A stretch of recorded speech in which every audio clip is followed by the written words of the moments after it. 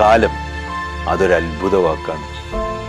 ജീവിതത്തെ പല വിധത്തിലാണ് അത് രൂപപ്പെടുത്തുന്നത്, മാറ്റി പ്രതിഷ്ഠിക്കുന്നത്, തകിടം മറിക്കുന്നത്.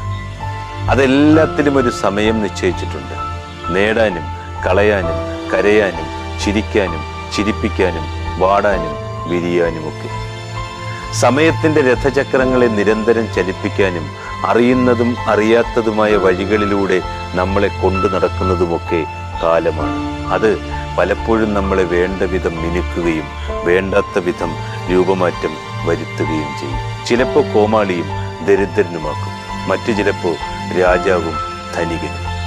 കാലം സാക്ഷിയായി വിധി ജീവിതത്തിന് മുമ്പിൽ എന്നും തൂങ്ങിയാടും.